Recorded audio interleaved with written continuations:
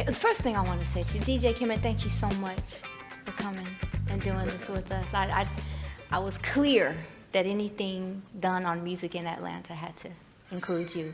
And I want to say, you know, it's so funny. It's so interesting. You are still, the song that I think of when I think of you is the song by the Four Tops called Still Waters Run Deep. Dang. Yeah, because you were always just that calm, cool, collected, and you still are person. And it's so interesting for me to see how much you've done over the years. And that's just so integrated to me with who you are, you know, with your spirit and your energy. How did you get started? When did you know that music was a passion and that you wanted to be involved? You know, I was always surrounded by music. My mom and dad listened to, well, my dad loved the blues. My mom was into like Johnny Mathis and the Crooners, Cook, and everybody on that side. And my brother, he was into like Parliament and James, and in the 80s and Luther. My cousin, Paul, actually was a DJ and promoter in Milwaukee, Wisconsin. But it was at an event, and I'm gonna pull the bougie card, it was at a Jack and Jill event. I was probably, maybe 8, 9 years old, and there was another kid that my age DJing, controlling the room and pulling records, and I was done. So at that moment, I was like, okay, I want to be a DJ.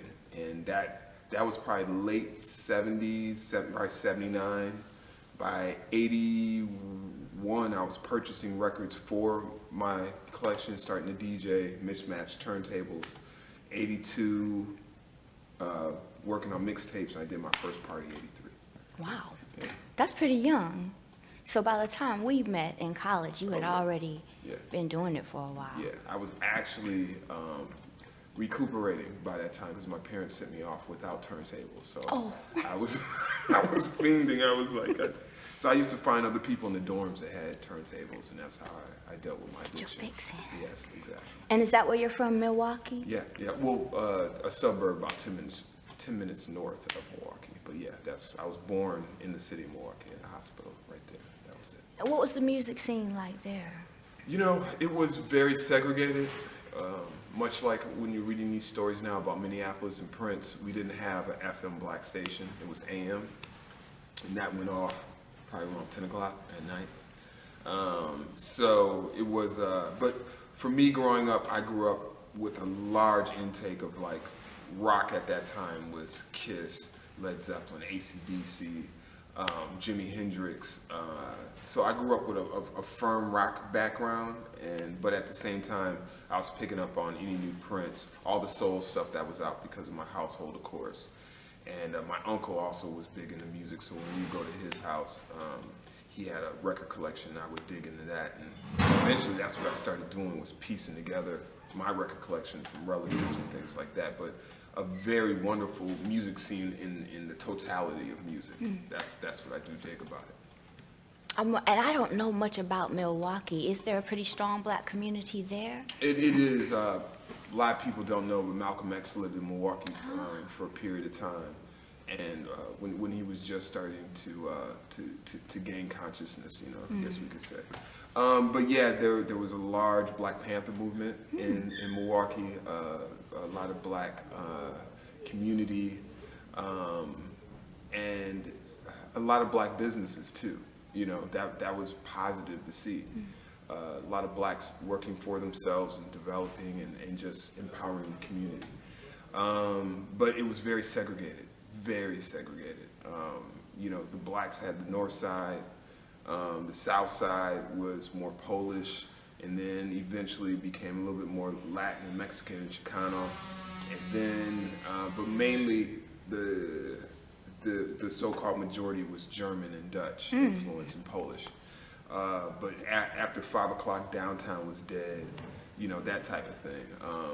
But it was a great childhood for me, you know, and that was actually the period of time when I met Speech from Arrested Development. He lived in the city, I lived in the burbs, and we had a mutual friend by the name of Aubrey that brought us together.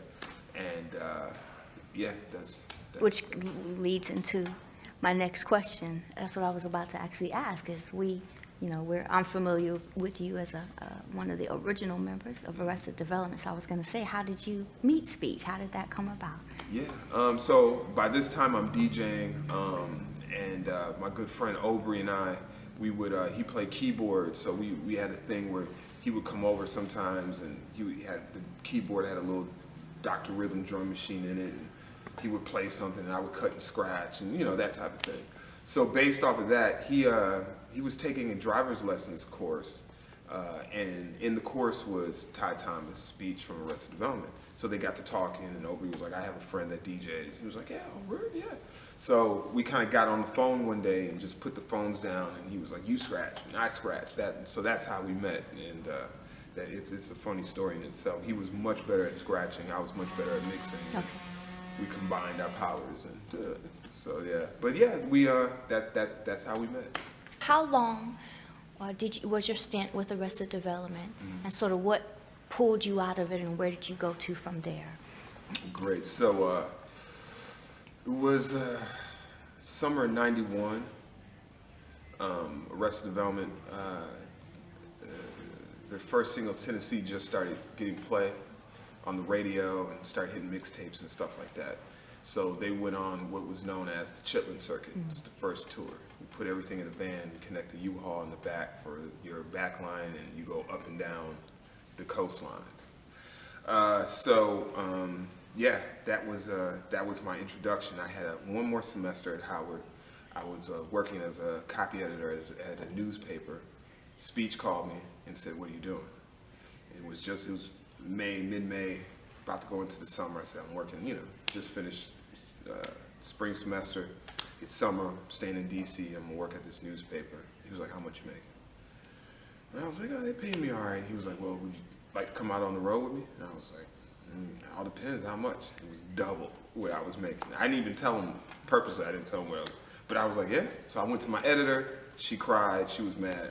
Deuces, out of there. So I went on the road with them, and that's how it all started. So I did the West Coast, and which was a great opportunity. Then at the end of the summer, they had an opportunity of going out with In Vogue and Luther. I had a semester left, and I was like, let me finish my schooling. So they went out on tour. I went back to Howard, but at Howard, the word got around that I was on the road with Arrested Development. It allowed me to become production manager of the Homecoming, which was Biggie, Mary J. Blige, Today, Shy. It was like, so I had Diddy and all that going on, and that was a real fresh period of time. So that was Timberlands, because we were in DC, Carhartt, and some baggy jeans. Yeah, so, and the licorice stick. Yeah, I had the stick. But yeah, those were good days. So that's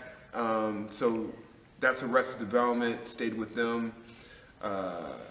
Lollapalooza, I was the production manager. We did a world tour, and we did Australia, and that's after that, in '94, I became a member of the group.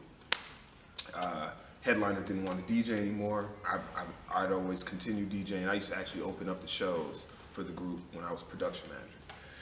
So got into the group, and it wasn't as fun as back being production manager.